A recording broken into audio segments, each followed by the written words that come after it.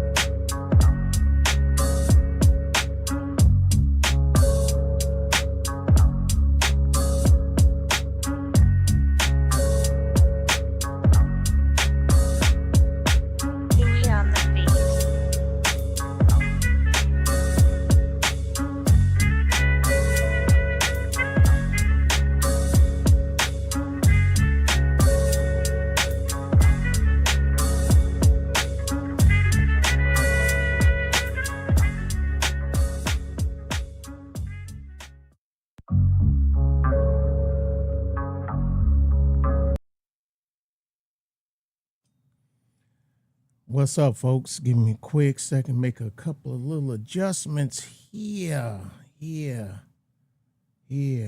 Oh boy, I got two videos. I'm quite sure everybody know what's going on here. And you know how it is when it first start, you got to take it a little bite at a time.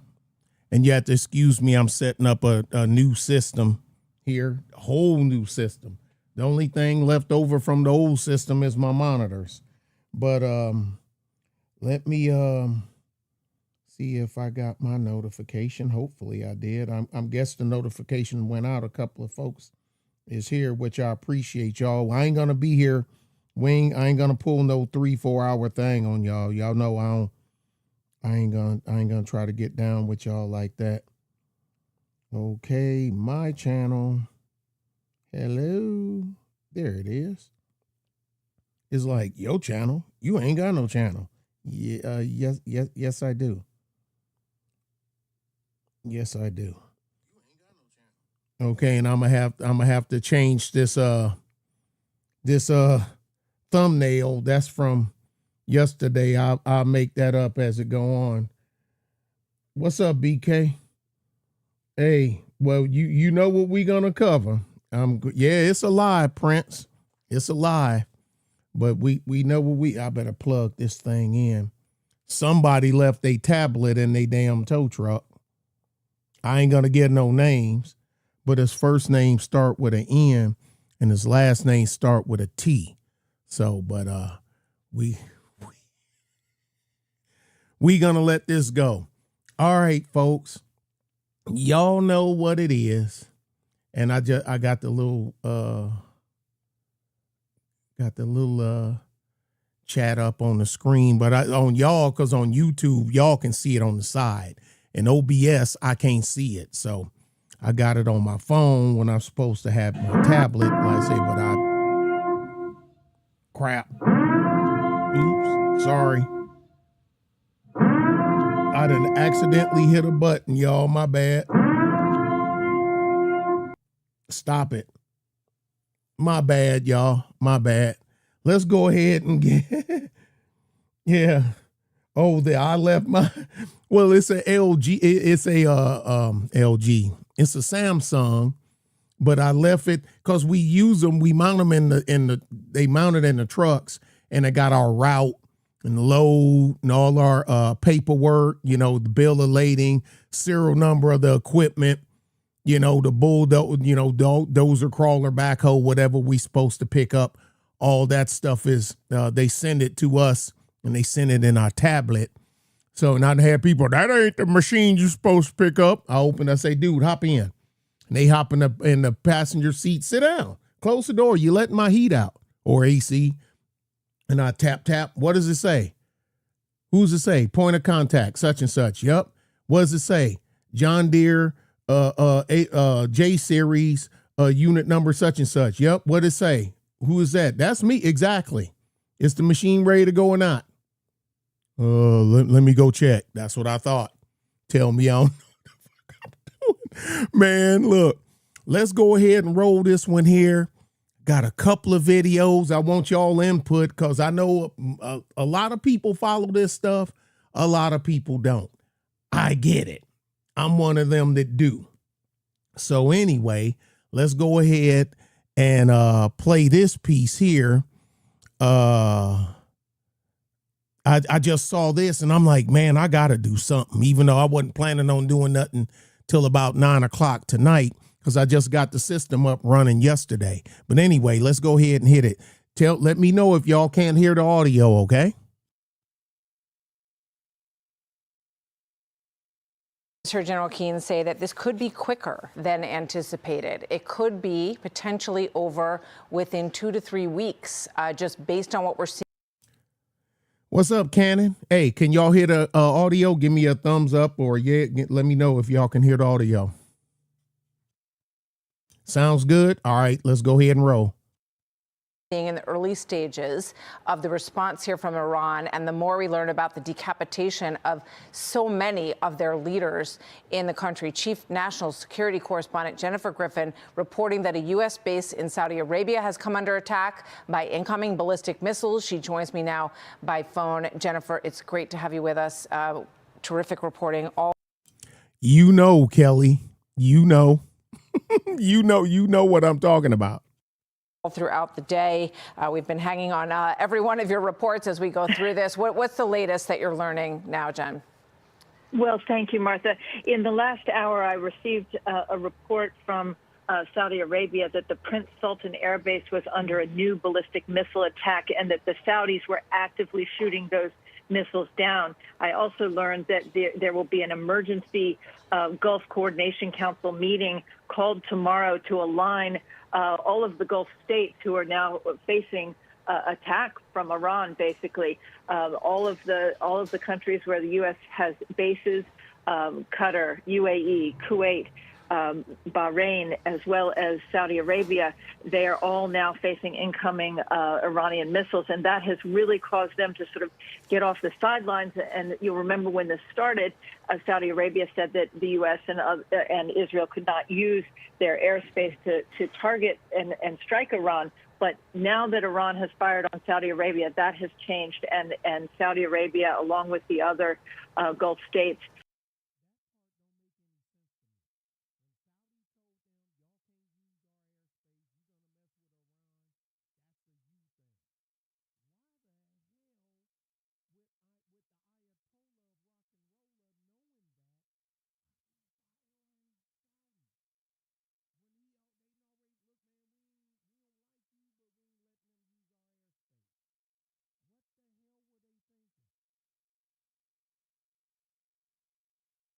Damn it. And I muted myself on purpose. I'm sorry. When the Saudis told the Iranians that they wasn't letting nobody, U.S. included, use their airspace, no way, no how. We ain't got no part of this. We don't like you, but we ain't got no part of this. Why in the hell would y'all then frag the Saudis, the ones that wasn't gonna let nobody use their airspace? So you shoot them. So then they say, well, fuck. Bums away, my friend. That makes no sense to me from a tactical perspective. Anyway, my bad, y'all. Onward. Are entering this operation because they can't sit back and not defend their people from these incoming missiles. So that's significant. I think it's also significant, Martha, that these missiles being fired at the U.S. base in Saudi Arabia, also at the same time, more than a dozen missiles were fired at Israel. And we saw from Trey's reporting how one of those missiles got through and hit in central Tel Aviv. That was about the same time that Tel Aviv is the big house. Okay, that's the epicenter of the place, Tel Aviv. We were confirming. Been there for like 7 hours, but still technically I was there. That the supreme leader Ali Khamenei had been killed in those strikes, and it's almost as though the IRGC would have launched a number of missiles simultaneously. We haven't seen quite that number of missiles fired at the same time at Israel in this round in the last 12 hours. Clearly, they were trying to get through the missile defense system and trying to make a point, a sort of a last gasp, if you will, and protest against the killing of not only Ali Khamenei, but based on my reporting, 5 to 10 of the top leaders of Iran's, the IRGC commander, as well as the defense minister and others, all of them taken out in that initial strike. And then just back to... I'm still muted. I'm still muted because the meter moving on my side. Yeah, I'm still muted. I'll wait till I see somebody say something in the chat. Oh, okay. No, because I saw him put it on mute. I'm like, oh crap. I thought I was okay. My bad. So the Ayatollah is okay. So they got the Ayatollah. So You know how intel work, because we have some of the best intel on the planet. We know that. Like I say, we already know we can come and pluck you out of your bed in the middle of the night. But apparently he didn't have, and he was supposed, because I done the video a few weeks ago where he'd already made plans to go to Russia, and Putin was like, you can come here and hang out with Bashar Assad of Syria, because he been there. Bashar Assad been there for a minute. What's up, club? Been there for a minute. So they must have had a bead on them, but we're gonna have to wait on some more info to come out, because you know how it is when the paint is still wet. You don't want to touch it, because you know what I mean. Number one, you're messing up the paint, and number two, you're getting paint on your hands. So I'm a pretty much just make a little comment here and there until the paint dry. Then we can go back and see what's really going on in there. To our original reporting in the last 2 hours, we learned. Let me go back a few seconds.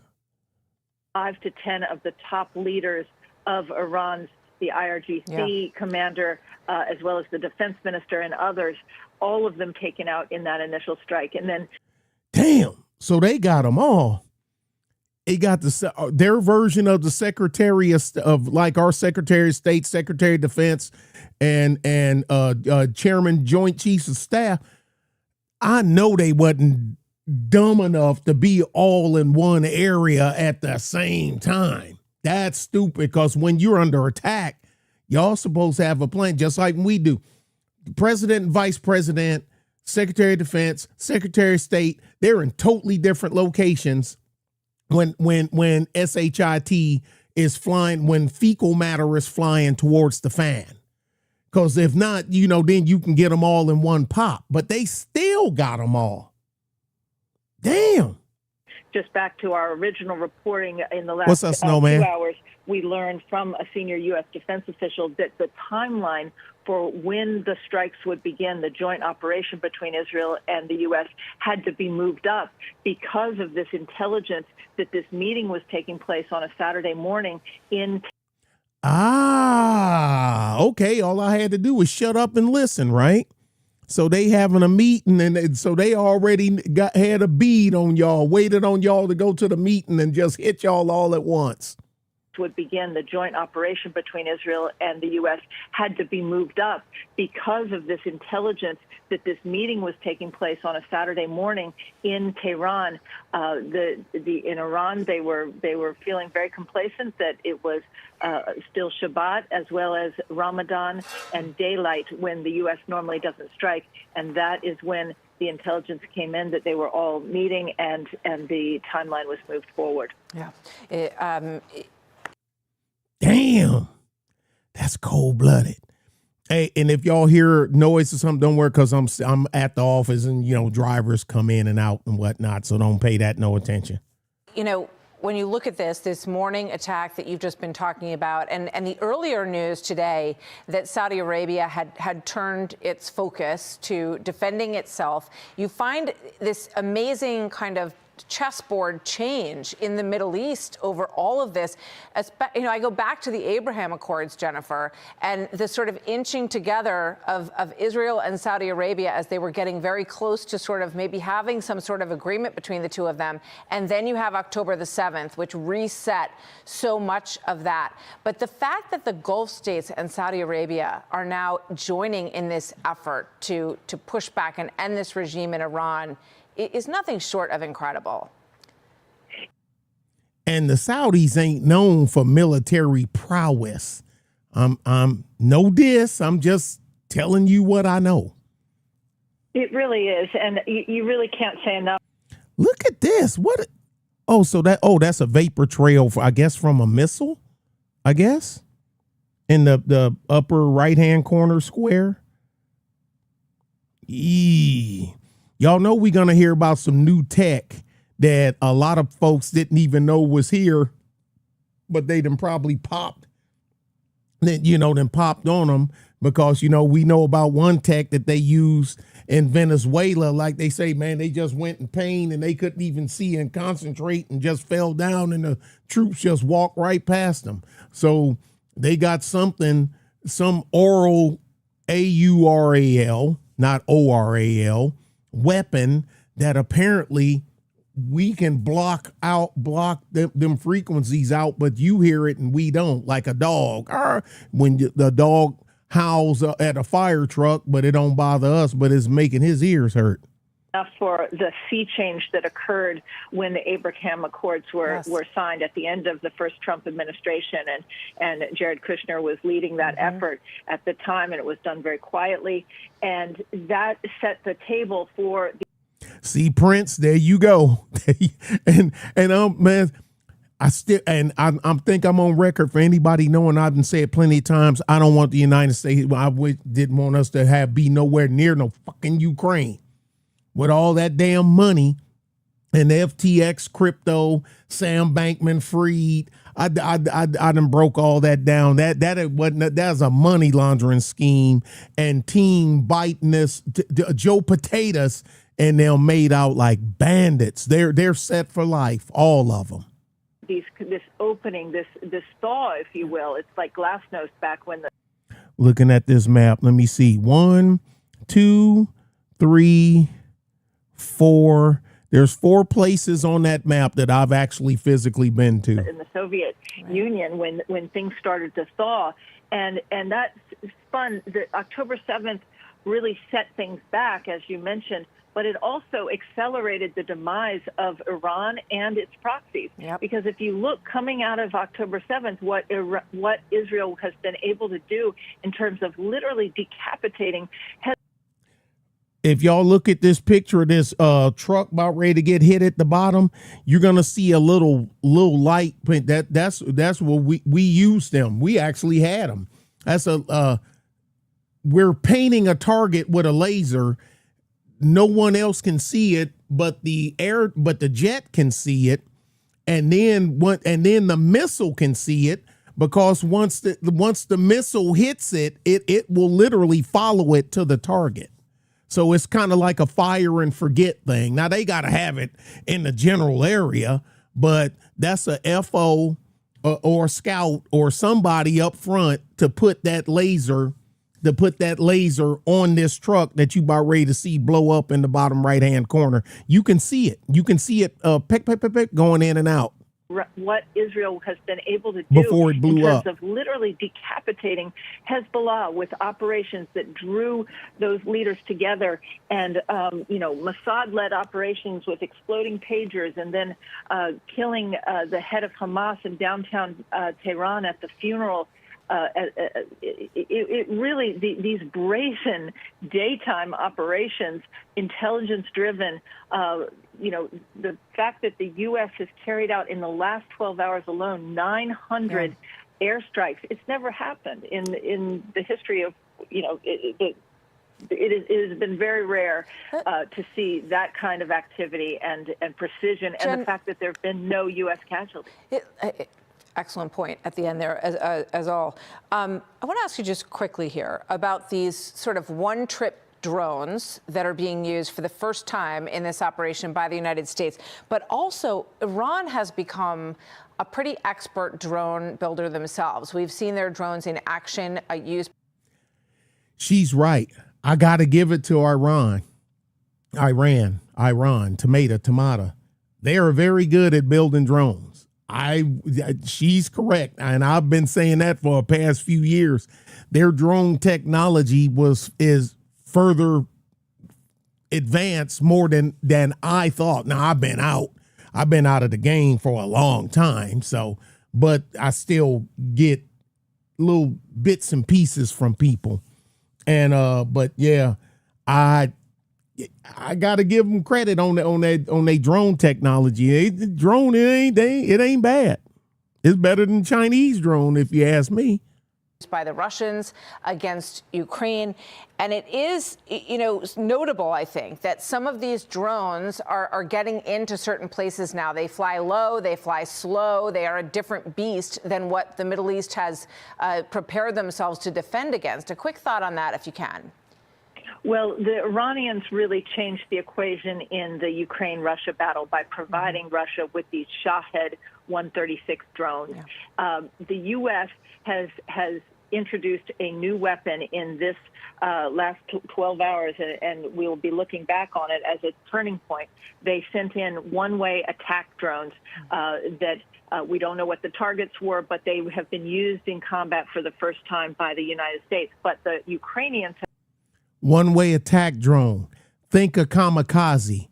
It ain't a drone that's going in, dropping ordnance or recording stuff or getting stuff and coming back. It's a one-way. Think kamikaze. Okay, you know, it's going to hit something, to take something out. Have been the ones who have really ramped up the development of one-way attack drones, and now I think the anger that people feel at how the Iranians were spreading their drone technology to Russia and prolonging the Ukraine conflict. It's a reason that you've heard President Zelensky speak up in favor of this joint Israeli-U.S. operation to target Iran. Yeah, Jennifer, thank you. We're just looking on the screen at some of the impact in Kuwait City in the airport there by what we think in the early reporting is a drone attack that was effective in landing in that, very civilian target of the airport terminal in Kuwait City. So we're going to continue to dig on that. Jennifer Griffin, thank you so much. Great to have you with us. Click here to. No, be quiet. Okay. Tell me what y'all think about this. Let me get the next screen pop up. We're going to get my boy LT in here. Well, I think he made captain now. I think he's captain now. And now I first heard, I got a phone call like at 2:30 this. Let me see. I got 2:25 this morning is when I got a phone call that it was on and crack-a-lacking. Like, what? I got up, I paced around for a little bit, wasn't nothing on the airways really, and I forced myself to go back to sleep. And then woke up this morning, but then I got to go to work. People pick up their cars out of impound stuff. We done impounded yesterday. DWIs, driving no insurance, blah, blah, blah, blah, blah, blah, blah. And and then I'm like, oh, crap.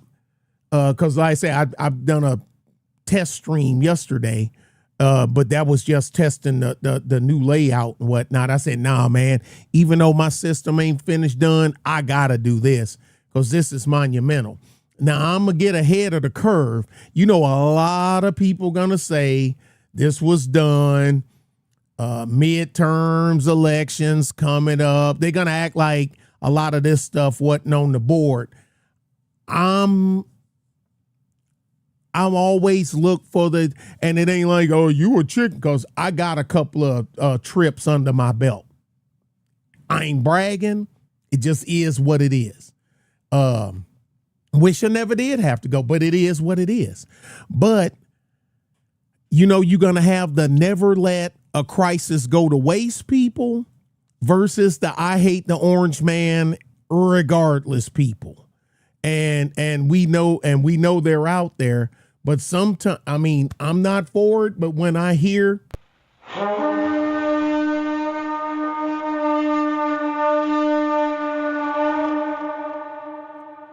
when the battalion commander blows that horn, Hanlon can tell you, he a cannoneer. It's time to go. And then, now it's for the Ayatollah of rock and roller. Sorry, sir. Sorry. It is what it is. Let's go ahead. Let's go, Captain Dunlap. Appears that the supreme leader, Ayatollah Ali Khamenei, has died. And there has been a lot happening today. I probably posted 15 videos, and my editors are off today, so this is just me and you. We're just going to talk. We're just going to have a chit chat. I'm going to combine everything that I talked about throughout the day on the clips that I've posted and just put it into a long video right here. It's not going to be very well edited. There's It's not not going to be really irregardless. It's pictures regardless. or images or pops or anything like that. But we're going to talk through it because there's been way too much happening today not to talk about it. And it's been insane. Totally nuts. They've been basically just like fire and forget all over the entire Middle East. It was one of the biggest airstrikes ever conducted in Israeli Air Force history. It's insane. So let's start at the beginning. I woke up at 7 a.m. this morning, and 6 hours prior to that, there had already been reports of explosions in Tehran. So that leads me to believe that the strike started around 1 a.m. Eastern Standard Time, maybe 2, somewhere between 1 and 2 a.m. Eastern Standard Time. And then the responses started around 2 or 3 a.m. Eastern Standard Time, but that's not local. It was probably much further on. I think it's like 7 or 8 hours ahead over there compared to Eastern Standard Time. But anyway, February 28th of 2026 is going to be a date that goes down in infamy because, well, not infamy, but it's going to go down in history, at least for sure, because it's a significant escalation. I haven't seen anything like this probably since, well, obviously since the 12-day war that happened last year. But this is the most significant thing to happen to Iran probably since the 1979 revolution, I would say, arguably. So do me a favor, folks. If you like the content, hit the like button for me. It helps move me up in the algorithm. If you don't like it, even hit the down button. It helps move me up in the algorithm. So help give me one up or one. I prefer one up, but I'll take the down or two. Appreciate y'all. Let's go. Come on, Captain. This conflict ignited with a coordinated U.S.-Israeli military operation against Iran, which was codenamed by the Pentagon Operation Epic Fury, and it was codenamed Roaring Lion by Israel. Now, Israeli fighter jets and U.S. cruise missiles targeted dozens of sites all across. And y'all know how I feel about them little hat people. Let me give y'all a quick analogy, and I'm going to make it real quick. And this is the way I've felt about them ever since I was a young soldier. Young combat soldier. I hadn't made the switch to air mobile yet. I was still regular Cav Scout. I look at them and us as the big brother, little brother. Everybody done seen this before, and especially if you from the inner city. But country folks ain't exempt. You got one person that's the little brother, and then you got the big brother. The little brother know the big brother got his back. So he always running his fucking mouth, poking the bear, starting shit, this, that, and other, because he knows that the big brother ain't gonna let him get beat to a pulp. So he does this stuff and he don't reel himself in, because as long as the big brother is standing behind him waiting to punch anybody, even if the little brother is wrong and punched them first, the little brother ain't gonna stop. He gonna keep right on doing it. Okay?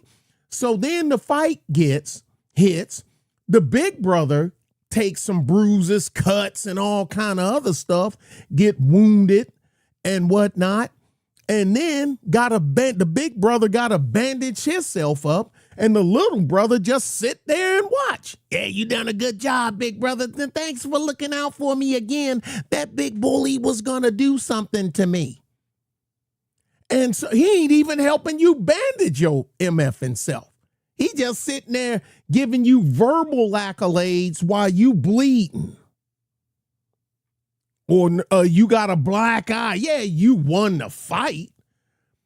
And and I'm still go for Tonkin. I ain't forget. Hey, I got 3 Vietnam vets in my family, and one of them was my father. So I know about the USS Liberty. I know all this stuff. I've been doing this shit since I was in high school. And I'm an old man now, so this ain't new to me. So that's the way I see us and them. But I've been saying for the longest, the big brother need to stand back and let the little brother get his ass kicked a couple of times for him starting SHIT and putting his finger in somebody else's daggum cereal bowl. Because he only do it because he know the big brother standing behind him. That's the I've been saying that since I was a teen, a young soldier. I don't even think I was made corporal yet. And this was my mindset. And I'm still on it now, 10 tones down. Come on, Captain, let's go.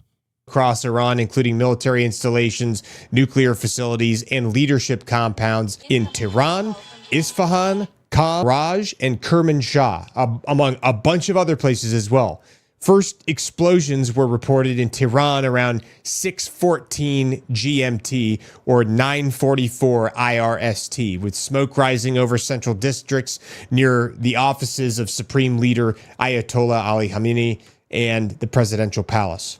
Now, the strikes were aimed to dismantle Iran's nuclear and ballistic missile programs, destroy its naval capabilities, and facilitate regime change, as stated by U.S. President Donald Trump. Now, President Trump announced the operation in a video that was posted to Truth Social at approximately 0730 GM. See, I didn't know this. I didn't. Like I say, I'm not on Truth Social anyway, so. Which was 2:30 a.m. Eastern Standard Time, describing it as, quote, major combat operations to defend the American people by eliminating imminent threats from the Iranian regime. Essentially, in the video, he urged the Iranian people to overthrow their government, saying, quote, when we are finished, take over your government. It will be yours to take. This will probably be your only chance for generations. And after this, the Israeli Prime Minister Benjamin Netanyahu echoed it, calling the strikes a, quote, preemptive attack. That kind of makes sense. Now, and I don't care what BB Netanyahu said. I could give a F what he said. But anyway, ever since, never mind. Attack to neutralize threats. Now, initial reports indicated that hits were confirmed on the Ministry of Intelligence, the Ministry of Defense, the Atomic Energy Organization headquarters, and Khamenei's secure compound. The Iranian media confirmed multiple explosions, but downplayed the damage, claiming that air defenses intercepted many of the projectiles. Now, this is all happening on the tail end of weeks of failed indirect negotiations via mediation from Oman, where the U.S. was demanding curbs on Iran's nuclear program, as well as their missiles, their regional proxies, and things like that, while Iran sought to limit talks to nuclear discussions only. Now, Iran retaliated in mid-morning, approximately at 0800 or somewhere between 0800 0900 GMT, and they launched a massive counterattack. They fired hundreds of short-range ballistic missiles, cruise missiles, and unmanned aerial systems, including Shaheeds, at Israeli territory, U.S. military bases in the region, and the barrage targeted U.S. facilities in Iraq, Syria, Jordan, Bahrain, Qatar, Kuwait, and the United Arab Emirates, as well as Israeli cities. Iranian state media described the retaliation as, quote, fierce and legitimate, claiming successful hits on military targets. And there's a lot of videos of that showing that, specifically in Bahrain, where the U.S. Navy's 5th Fleet headquarters at Naval Support Activity Bahrain had multiple projectiles hit the base, including a cruise missile or a ballistic missile, and also an unmanned aerial system, likely a Shaheed unmanned aerial vehicle. Now, even though some stuff slipped through, U.S. and Israeli defenses, including the Iron Dome and Patriot missile systems, as well as naval interceptors, neutralized most. Remember, my buddy, and I'll tell y'all the truth. I ain't no need of me lying. I've been saying I ain't got nothing against Vladimir Putin. Nothing. But he was wrong. I don't think the Iron Dome is going to work as good as you think it is. Das Vidanya. Well, look, y'all know who watching this? You know the streets is watching everything because they trying to get an eye of the new tech. Man, I caught the captain right at that. Look at his facial expression. I'm sorry, Captain. Dunlap, he probably going to shoot me a message like, Nick, what are you doing? Why you got me looking crazy? Vladimir's watching. Xi Jinping is watching. Xi Jinping is watching. Cuba ain't got to watch shit. Cuba, well, they probably ain't got internet. They can't watch TV anyway.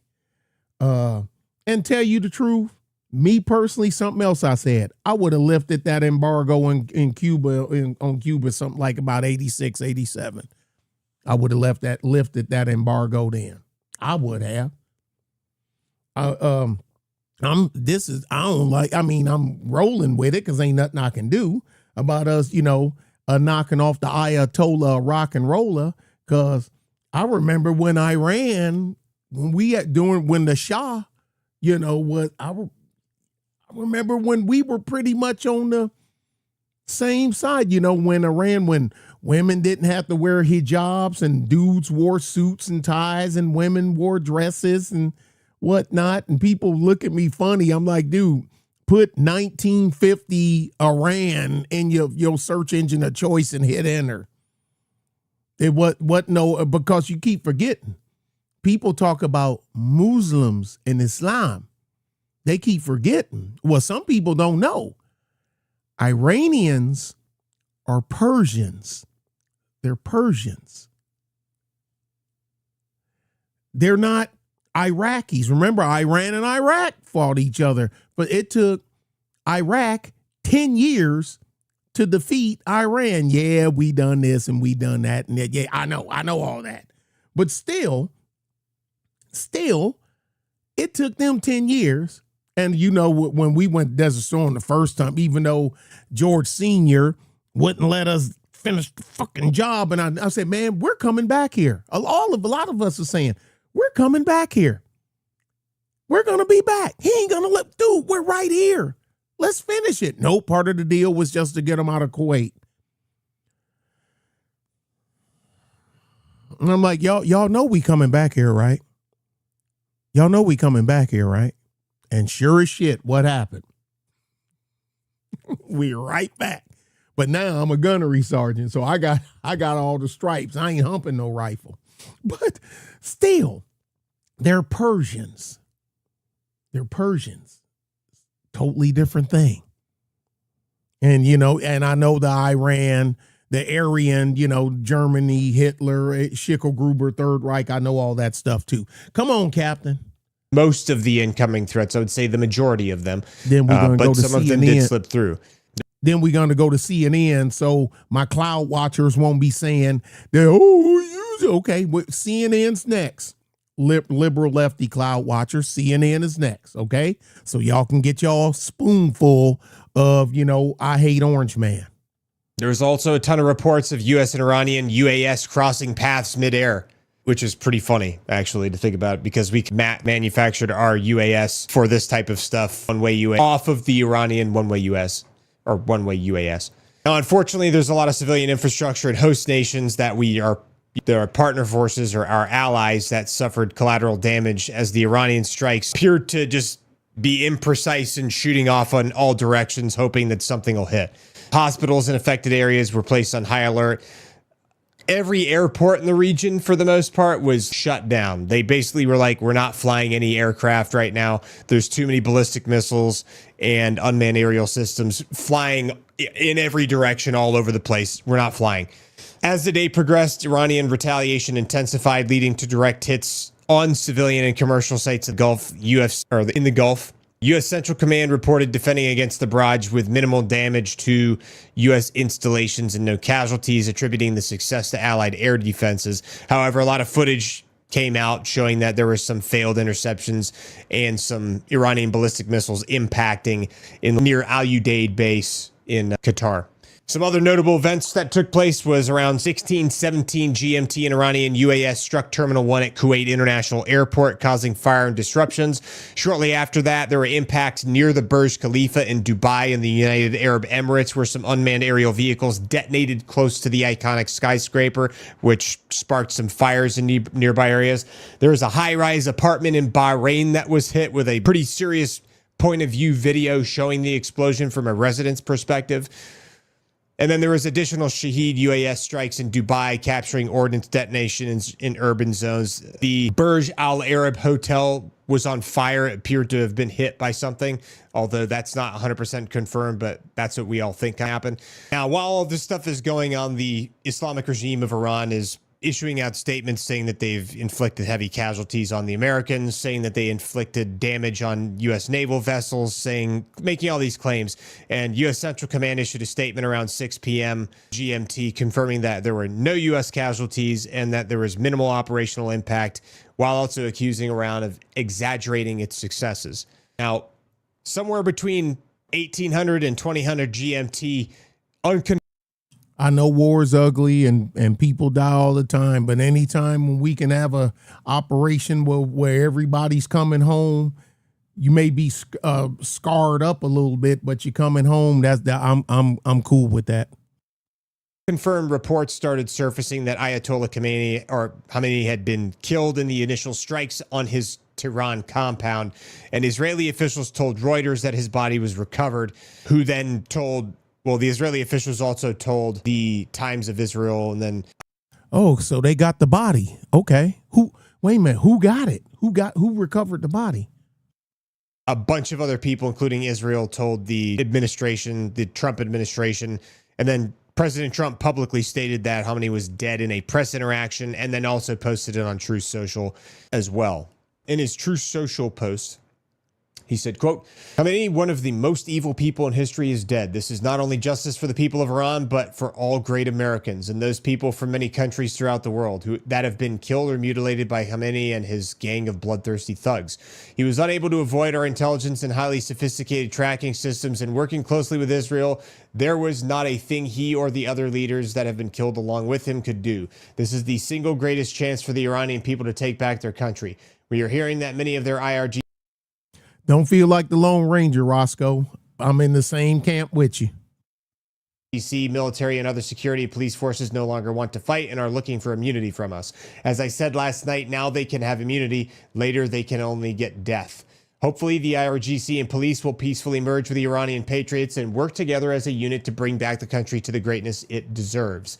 That process should soon be starting, in that not only the death of Khamenei, but the country has been in only one day, very much destroyed and even obliterated. The heavy and pinpoint bombing, however, will continue uninterrupted throughout the week or as long as necessary to achieve our objective of peace throughout the Middle East and indeed the world. Thank you for your attention to this matter, President Donald J. Trump. So now I will say Khamenei's X account, his official X account, posted, "In the name of the exalted hider, peace be upon him," which appears to be a sword and a bunch of projectiles flying out. But I don't know if that was a scheduled post or if some administrator posted that, because that came out long after his death had been publicly announced all over the internet. So I'm not sure if I'm not sure who posted that. It probably an admin, or maybe it was scheduled. Anyway, some defensive actions kept ramping up. U.S. Army Patriot batteries at Al Udeid Air Base in Qatar intercepted Iranian SRBMs with some videos showing successful defenses. And then the Iranian strikes continued, including, we talked about, the Burj Al Arab Hotel in Dubai. And then the Dubai International Airport was apparently hit by either a SRBM or a unmanned aerial system, or there was an interception above the airport that resulted in projectiles from that ballistic missile or unmanned aerial system that was intercepted crashing down into the airport. Not sure which. That haven't happens seen a lot. anything more Call on that out. yet. Secondary. But either way, now as far as injured and deaths from this right now, what I'm seeing, that the Iranian Red Crescent Society has reported 201 killed, including at least 110 civilians, as well as 747 injured across 24 of 31 provinces inside of Iran. Independent HRANA estimates say at least 133 civilians have been killed, 200 injured, plus 8 military killed, plus 2 injured. Reports are varying. Keep these with a grain of salt, because it's very difficult to verify a lot of the reports coming out of Iran right now still. You always have more deaths than reported, because you really can't get a head count / body count until the dust is settled. And it normally takes weeks after that, because cadaver dogs, debris, rubble, where's Hamil? Stuff, so, the numbers, you just got to wait. Inside of Israel, 1 civilian's lost their life. There's been 109 injuries, mostly light from like shrapnel and shelter incidents and things like that. Some of the Gulf states, there's been scattered civilian deaths, approximately 3 to 5 in total, including 1 from Abu Dhabi that was hit from debris. And 1 person allegedly or reportedly was killed from shrapnel falling out of the sky in the United Arab Emirates as well. So far, the United States military has still confirmed that there's been 0 confirmed United States casualties and minimal damage to bases or installations and no combat-related injuries or major losses. And there's been no damage to any U.S. boats or ships or any part of the fleet. It's been a day. A lot of stuff has happened. And I expect this to continue on, and it's probably going to continue building. I also think that the attacks from Iran onto various places in the region are not over. I think there's more coming. I think it's only a matter of time. Yeah, they're going to hit some more stuff. Let's get CNN here, because I get that all the time. How come you only show? Because I show verifiable sources, not the ones that openly admit that they leave stuff out because they don't like somebody.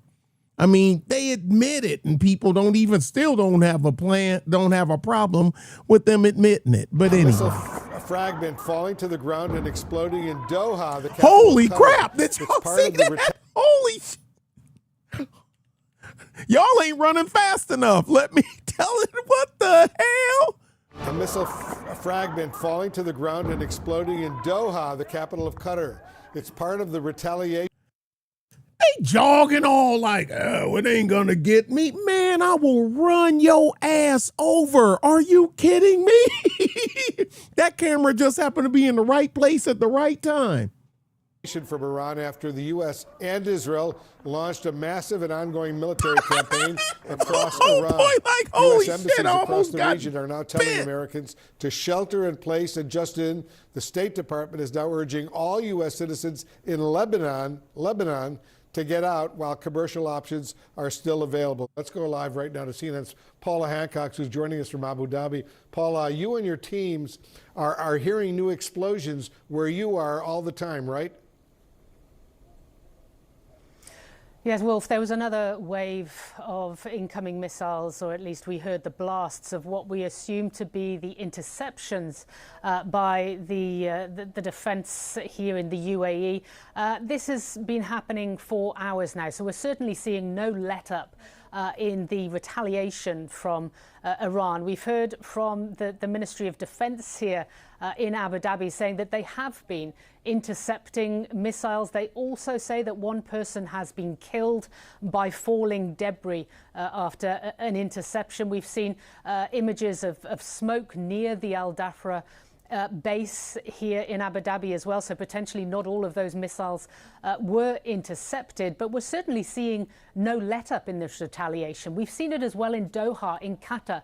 They just recently had another wave of incoming missiles. Officials there saying that they are intercepting them as they come in. There are shelter-in-place orders across the Gulf nations. Airspace has been closed, we know, in Bahrain, where the U.S. Navy's Fifth Fleet is based, that they have been targeted as well. And the same in Kuwait. We have heard reports in Jordan as well. There is anger as well as concern amongst these Gulf nations that they have become targets themselves. Many of them had said to the United States they were unable to use their bases if they were going to strike Iran. They had said that their airspace must not be used, as well as they wanted to put some distance between themselves and what the U.S. president was ultimately. Yep, exactly. That's why I'm saying it don't make sense to me.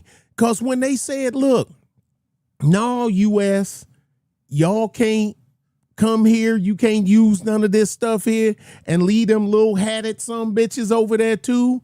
Said, nope, y'all gonna have to do it somewhere other way. Turkey said, nope, we ain't doing it either, even though they're a NATO member. Nope. Turkey was like, no. Okay? No. I ain't mad at them as they country. Saudis, I ain't mad at them as they country. So why would the Ayatollah of rock and roller take that opportunity to launch missiles and drones at the country that said they wasn't going to let the U.S. use their country to stage? That don't make no damn sense. Ultimately going to decide to do. We've heard statements, for example, from Saudi Arabia saying that they give the strongest condemnation of this blatant and cowardly Iranian attacks, also pointing out that there have been incoming into Riyadh and the eastern province. Qatar has called it a flagrant violation of its national sovereignty. The UAE condemning and denouncing this as well in the strongest terms, the blatant Iranian missile attacks. So there is concern in these Gulf nations who are unaccustomed to this level of intense missile attack. But there is also anger that they have found themselves on the receiving end of this as well. Remember back in June when the US and Israel carried out those strikes on the nuclear facilities in Iran, it was Qatar only that was targeted, and that one was fairly restrained. That is not the case now. You think this is dramatically in the next few days and maybe next few weeks going to dramatically escalate this war? I think it has the potential of doing so, Wolf. And, what you're seeing is a very large Iranian response. And I think, it's going to be interesting to get the military assessment from places like CENTCOM to see if they had anticipated this kind of a reaction from the Iranians. They clearly anticipated some of that by evacuating some troops from some of these bases that you've mentioned in the Persian Gulf region. But I don't know if they've really anticipated the magnitude of this, because it looks like, we're looking at several hundred, if not a series of 1,000 drones heading toward Israel, and potentially other targets as well. And if you add that, couple that with missiles that the Iranians still have, it could be a fairly substantial response. The question then would be, though, what kind of follow-up will the Iranians have? How effective is that Iron Dome anti-missile? Wait till all the lights and the lights come back on, and the Iranian. Dubai was getting hit. Mean Gene, they got popped a couple of times too.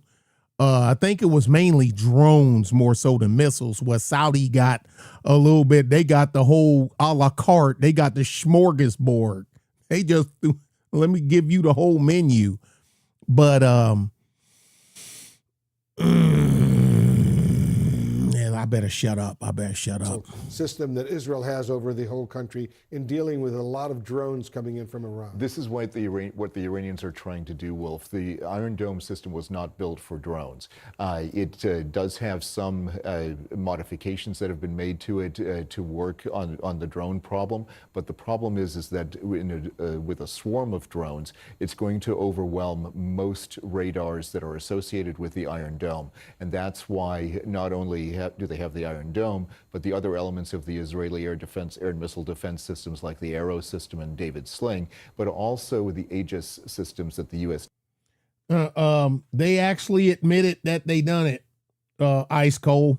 They're, whatchamacallit, some commander made some thing and, blah, blah, blah, blah, blah. He got blowed up, but he'd already made his transmission. It's on, you can see it, because, it's stuff on Twitter that I can't play here. I can't play it here. You know what I'm saying? Oh, okay, here we go, y'all. Here we go. What's up, Truth? What's up, bruh, man? I know he gonna flag the stream. I know that.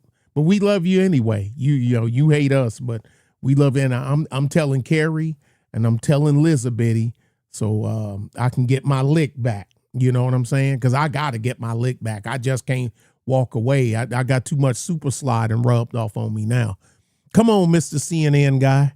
You almost done. Brings in, and those are sitting off the coast of Israel right now, and they are supposed to help with this. Let's see how effective they are this time. They were highly effective in June. Let's see how effective they are now. Joining me now is CNN national security analyst Alex Plitzis. Alex, let's start right where Wolf left off. Explosions over Bahrain. The Iranians hit the U.S. Navy's 5th Fleet Service Center.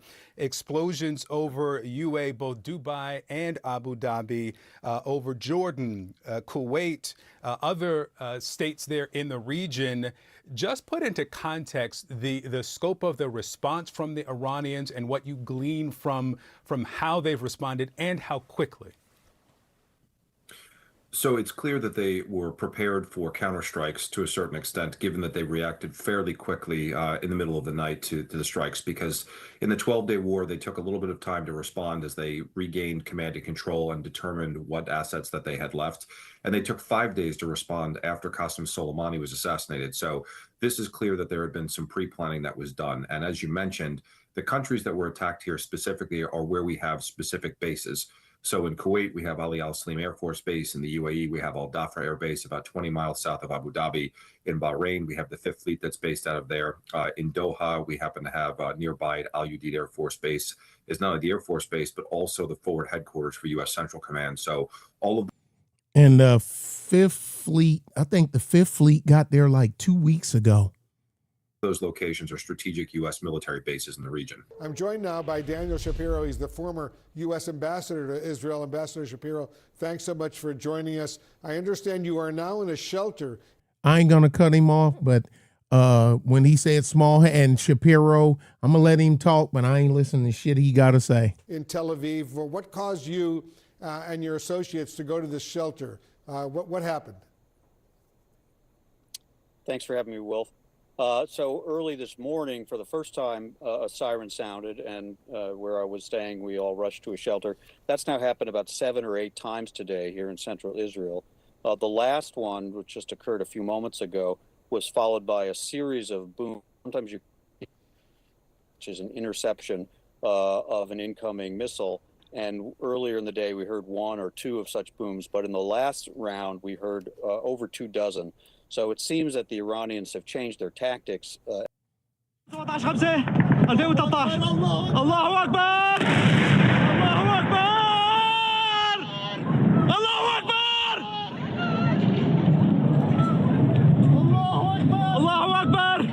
the day has gone on, from individual or small numbers of missile attacks to at least the last one being a larger salvo, which they've used in the past to try to saturate and penetrate Israeli air defenses. Do you get a sense that the Iranians in their missile attacks, their drone attacks, are going after specific Israeli military targets or just launching them to kill people and destroy as much as possible? It's impossible for me to know from the places I've been able to be today exactly what they're targeting. In the past, they have put a lot of emphasis on military targets, intelligence targets, but some civilian targets. There are still buildings destroyed in central Tel Aviv from the war last June. So, and because Israel's a small country and a lot of civilian population lives alongside various other installations, and these missiles are not that accurate, it's entirely possible that they could shoot for a security target and hit an apartment building or a neighborhood. So they're probably going to cause as much damage as they can, given the pressure they're under from combined U.S. and Israeli strikes that the president announced this morning. Clearly a lot of targets for the Iranians in the Tel Aviv area, and good luck over there. Just stay safe. What do you think regime change in Iran potentially could look like? Do you see a clear path to who might actually take over if there is regime change? I think this is one of the big question marks hanging over what the president announced last night. First of all, I think many Americans probably woke up this morning surprised to discover that we're at war in the Middle East, something the president said he was going to try to avoid. And he really didn't do very much to prepare the public or discuss with the public what his strategy was, what the goal is. You can't discuss it with the public here because no matter what he say or do, Orange Man bad idea. He could say oxygen is good. We got in a new purification system where you can breathe clean, beautiful air. Breathe the oxygen. You motherfucker. Excuse me. You people will put a damn plastic bag over your head and smurficate yourself just because he said that you should breathe oxygen. I wouldn't have said nothing anyway. Half of y'all would have called the daggum Ayatollah rock and roller your goddamn selves and told him what the Orange Man told you. So fuck you. I mean, screw you, Shapiro. I wouldn't have told your punk ass nothing either. Why it was imminent and why it was necessary to take this action now. He mentioned what we know very well about this terrible Iranian regime. Its nuclear program, ballistic missile program, its abuse of its own people, and its sponsorship of terrorism. But why now? And it was surprising to me that he laid the predicate that the goal of this is regime change, because that is not something that can be done just by airstrikes. What he said, and he's probably right about this, is that only the Iranian people on the ground are going to be able to overthrow the regime and replace it with something else. But replace it with what? Most intelligence experts who you consult with suggest the most likely near-term replacement for the current regime is a military dictatorship under the Iranian Revolutionary Guard Corps. Beyond that, it's a big question mark whether there is a sufficiently consolidated opposition, whether it could be done peacefully or democratically, whether different splinter groups, ethnic or regional. His last name is Shapiro. I give zero credence and a vote of no confidence to anything that comes out of that filthy sewer under his nose called the mouth. Onward. Regional splinter groups might try to break away from the main state. So it could be a very chaotic situation, even if the president's goal of regime change is successful. Good. Shut up, CNN. Now we're done. Now this the last piece. This is the beauty. Ooh, well, y'all get to see the tech part. Oh, I know, your man with Truth. You already know they gonna be coming with it. Well, I can go ahead and kill this screen because we ain't coming back, because once this one is done, we're done, folks. We're done. When this one's done here, we are finito. Those liberals, man, dude, they would have, man, look, they would have, even if they would have had to fly it over on a homing pigeon, them chicken suckers, cockle-doodle-doo, would be all in on it. And this is it. And then we're going to get out of here because, you know, stuff going to develop, and I'll be able to do this again in a couple of days after the dust is settled. Ooh, may help if I unmute it, right? The sky over Tehran lit up.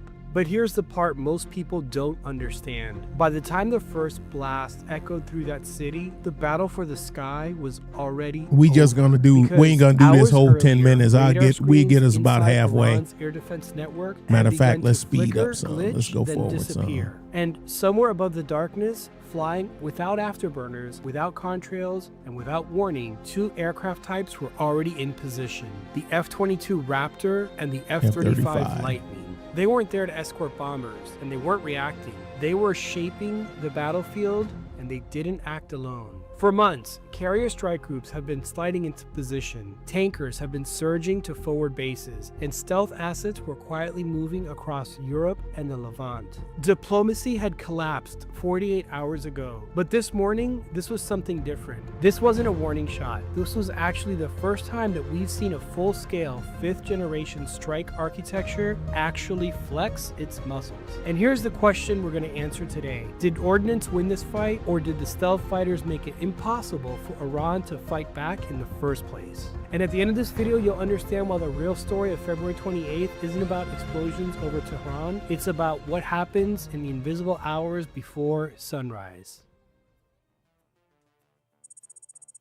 Before a single Tomahawk left its tube, the board was already set. Think back to late January. We've talked on this channel about the USS Abraham Lincoln sliding into the northern Arabian Sea. Yep. To get there, they went dark, transponders off, and quiet. Just 2 weeks later, the USS Gerald Ford shows up in the eastern Mediterranean. Now, you've got the geometry. 2 carrier strike groups, at least a dozen surface combatants, an unknown number of submarines lurking below. This wasn't signaling, this was a chokehold. And then the airframe started moving. F-22s from the 1st Fighter Wing staged throughout the UK. F-35s reinforced the theater. C-17s and C-5s were pulling non-stop shifts to build the mountain of supplies needed for what was coming. But here's the detail that actually matters. The tankers. When you see KC-46s and KC-135s landing under cover of darkness, you know things are going to get serious. You don't deploy tankers for headlines, you deploy them for sustained high-tempo combat. By February 26, the zero enrichment talks in Geneva had hit a wall. Iran said no. 48 hours later, the skies over Tehran turned orange. Now here's the part that most coverage is going to miss. Operation Epic Fury did not begin at 0300 hours. It actually began weeks earlier, when stealth assets and crews were quietly distributed across the region. Now put yourself in the shoes of an Iranian commander that morning. Your electronics are haywire, your comms are trash, explosions are starting in the distance, and you've got two choices: stay on the ground and get hit, or launch and fight. And that's exactly where the F-22 Raptor ruins your day. Days before, 11 Raptors moved into Ovada Air Base in Israel. And let's be real, they weren't there for a photo op. At 50,000 feet, cruising at Mach 1.8 without even using afterburner, the Hey, y'all. Hey, True. Hey, y'all. Y'all know Sly was probably sitting on the couch with Xi Jinping watching this, eating popcorn and whatnot. And he looking at him, Xi, I don't know. This looks kind of bad. You might want to rethink it. Because anytime I need something from Xi, I got to go through, from Xi Jinping, I got to go through Super Duper first. The Raptor is essentially a God mode umbrella. It doesn't need a ground radar grid to tell it where the enemy is. It brings its own. Remember, air superiority isn't about dogfights and Hollywood maneuvers. Most of the time, it's about deterrence. If an Iranian MiG-29 or Su-35 even tried to get off the ground, the Raptor sees it, tracks it, and neutralizes it before the pilot even knows he's being watched. First look, first shot, no second chances. So while the F-35 was busy fracturing the radar grid below, the F-22 was making sure nothing in the air could fix it. Chaos on the ground, total clarity in the sky. And here's the quiet truth. The most important combat victories are the ones that never happen. If no Iranian interceptors meaningfully challenged the strike package, it wasn't luck, it was design. Which brings us back to the through line. The ordnance was visible, but the architecture was invisible. And the architecture is what made resistance nearly impossible. And now the bigger picture starts to emerge, because neither the Raptor or the Lightning operated alone. They were nodes, connected and sharing, feeding a strike ecosystem that stretched from carriers at sea to tankers over Israel to missiles threading through Iraqi airspace. Hey, Mean Gene, remember that community post that I made, about a month ago? Everybody talks shit till the sky start missing pixels. When the sky start missing pixels, that's when people, oh shit, yeah, oh shit is the correct response. When the sky start missing pixels and the pings in the ocean and going away, you ain't heard a ping in a week. Yeah. Space. So the question becomes, was this an airstrike, or did we just see the first large-scale demonstration of a fully networked 5th-generation war machine? That's where we're going next. The system, not the strike. People call the Raptors and Lightnings fighters, but in 2026, that's the wrong word. They're actually flying data nodes. During the strike, everything was plugged in. Carriers with their growlers provided the electronic noise. Tomahawks followed pre-mapped digital hallways, and drones provided affordable mass to distract the remaining sensors. When an F-35 neutralized a radar site, that info didn't stay in that cockpit. It flowed to everyone. So when the heavy hitters, the F-15E Strike Eagles, pushed in with their massive payloads, they weren't flying blind. They were moving through corridors that the stealth jets had already scrubbed clean. And that is the shift. This is really the difference between 1991 and 2026. In Desert Storm back in 91, we suppressed defenses in waves. Today, dominance and destruction happen at the exact same time, and in many cases by the same airframe. It's one organism that's got 100 limbs. And this is the moment where the original question starts to answer itself. Did the bombs win this fight, or did the architecture make that resistance irrelevant? Because when radars fractured and interceptors are deterred, standoff weapons arrived in synchronized fashion, and it makes the strike almost procedural. Which leads us to something important. Wars don't end when the bombs land, they escalate. And within hours, Iran had answered. Now the system would be tested in reverse.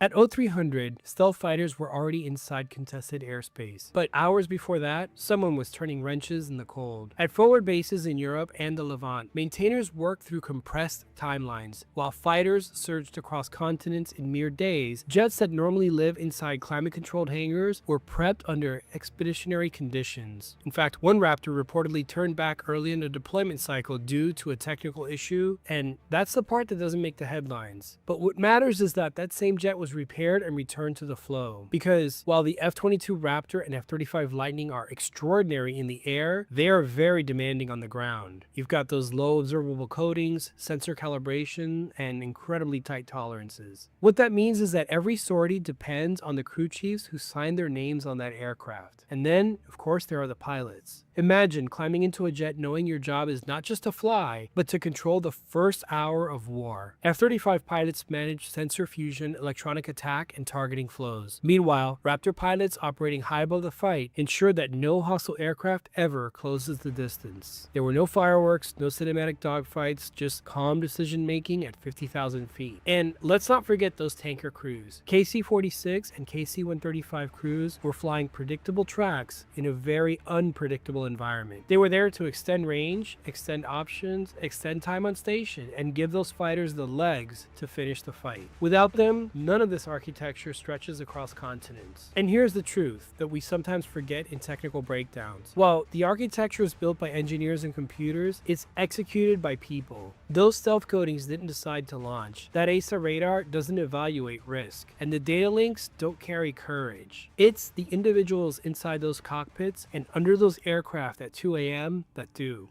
Oh yeah, I forgot one part that was in the phone call that I had at dark 30 this morning. They said the internet went down literally seconds before the first missile strike.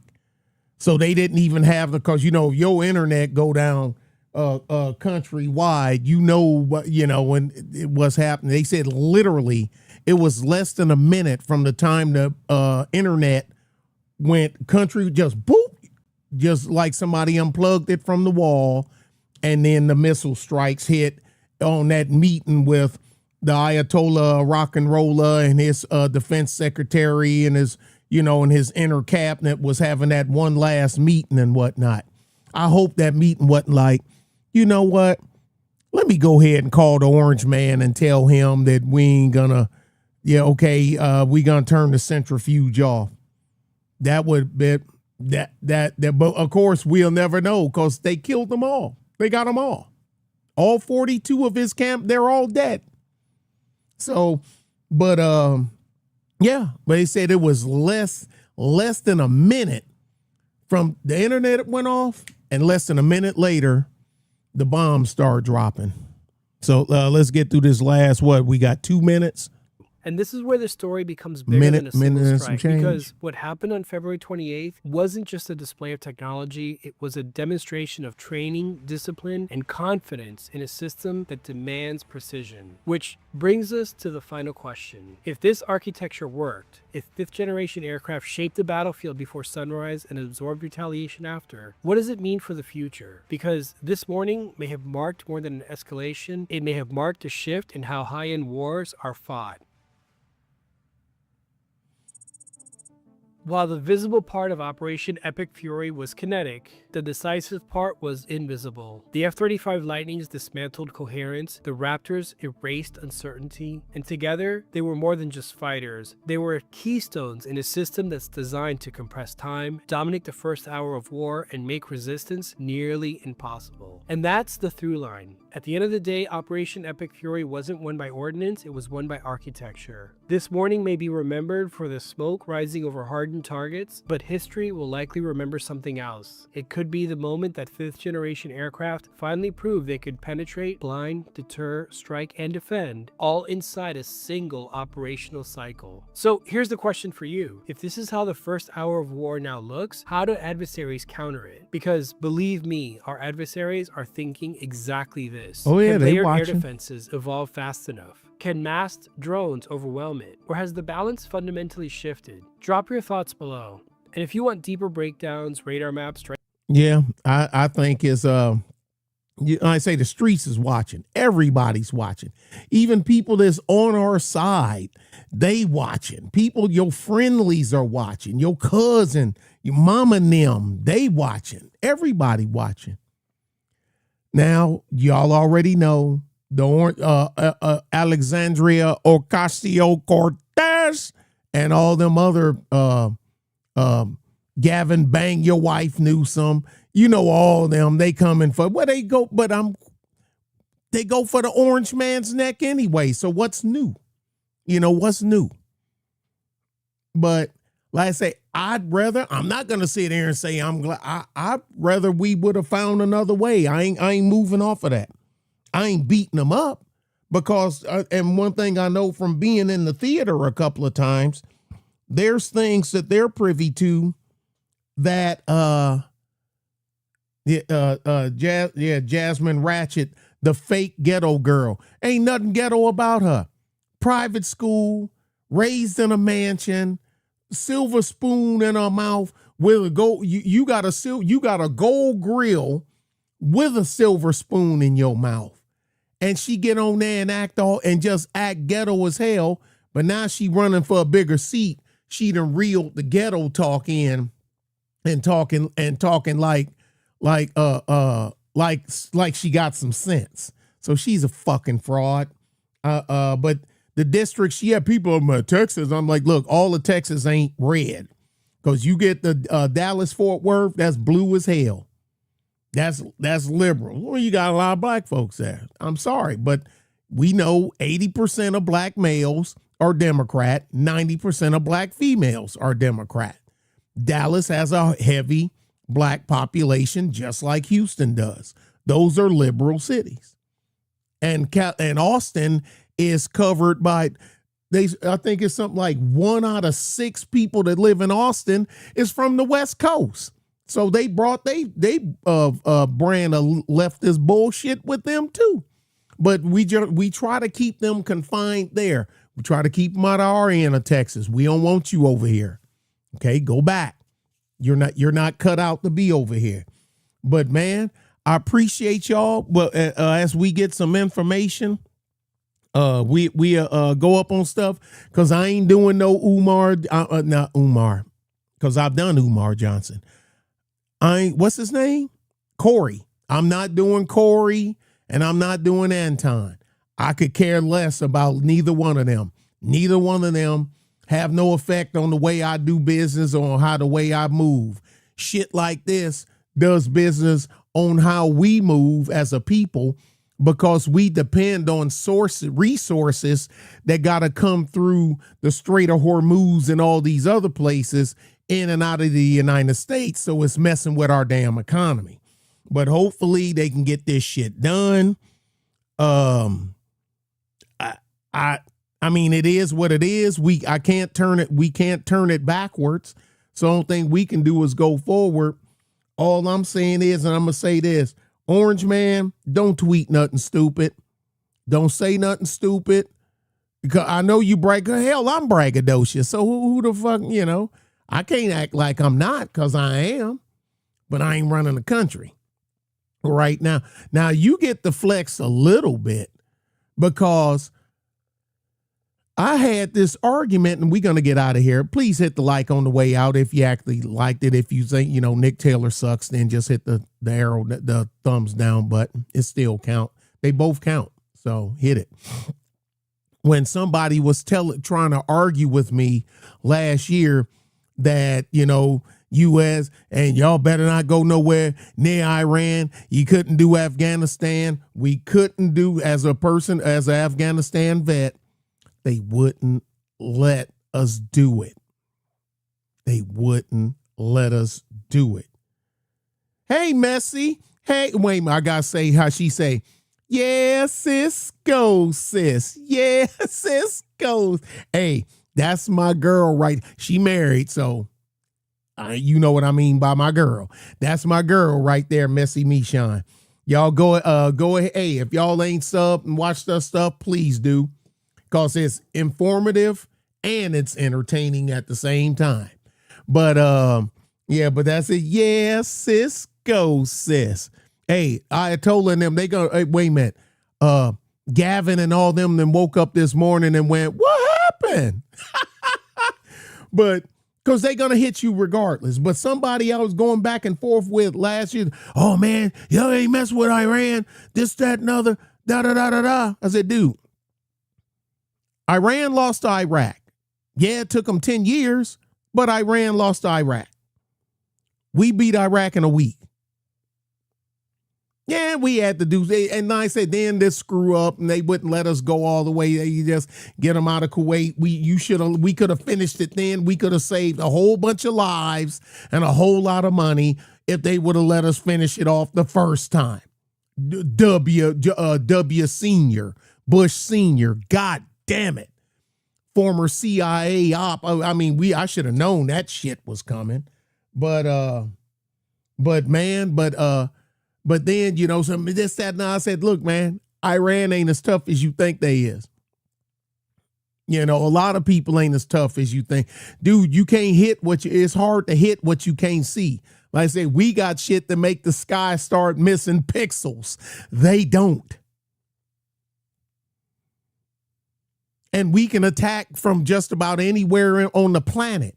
You can't. Yeah, you can have some dirty bombs inside of here and some folks in here. There's wait a minute, where my boy at? Where's it at? Let's go back to it.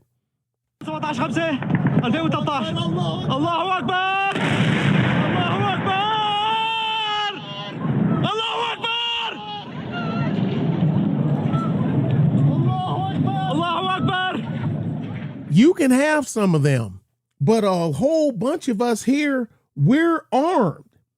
We're armed to the teeth as a population. We have millions of former combat soldiers walking around out here with this stuff. And we know how to use it. Got a lot of practice. Hey, and people talking about practice. I said, look, man, you can go to the range and shoot at paper targets all you want. Them paper targets don't shoot back. I want to see how accurate you are under fire, under duress. Then come talk to me. When you done cross that hump, then you can come talk to me. Till you get there, you free to say whatever you want, but, you know, just whatever. Orange man, don't say nothing stupid. Don't text nothing stupid. Don't tweet nothing stupid. Nothing. Damn. You know, and then gonna have Joe Potatoes leave everything for us to arm the whole half of the fucking the damn Gulf region with our stuff.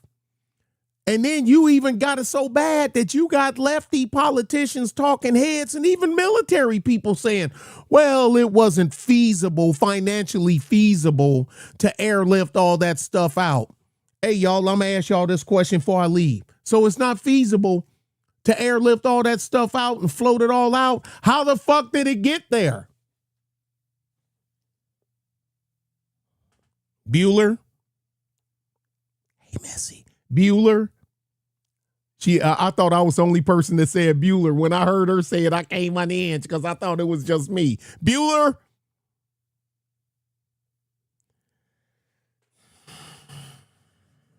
Hey, no news. What's up, bro, man? I appreciate all y'all for coming out. I just hope they, like I say, don't do nothing stupid.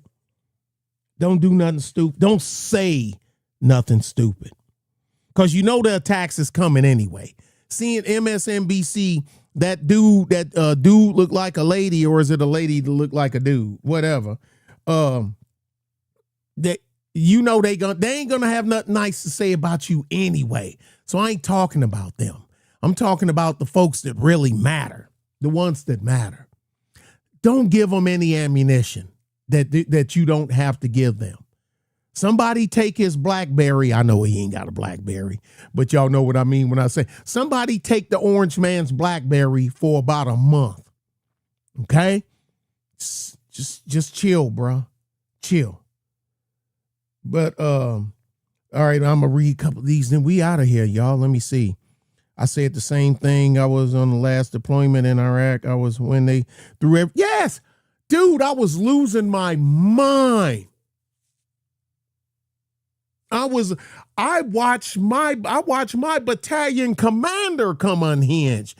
I still remember it. I ain't gonna say, but he is like, I know I'm out of character right now, but God damn it. Threw his freaking Kevlar and everything. I'm like, oh shit. The whole man is pissed.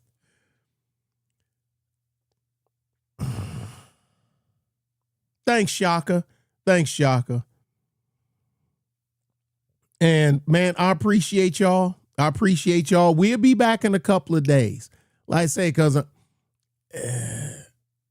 we'll get back to our normally scheduled programming, what we do, because Kendra, she threatening people now, like if you use her stuff and whatnot, even though I don't use her stuff, we would just do clips and pieces on the deranged people. She 400 pounds, 5 kids, by 9 different dudes.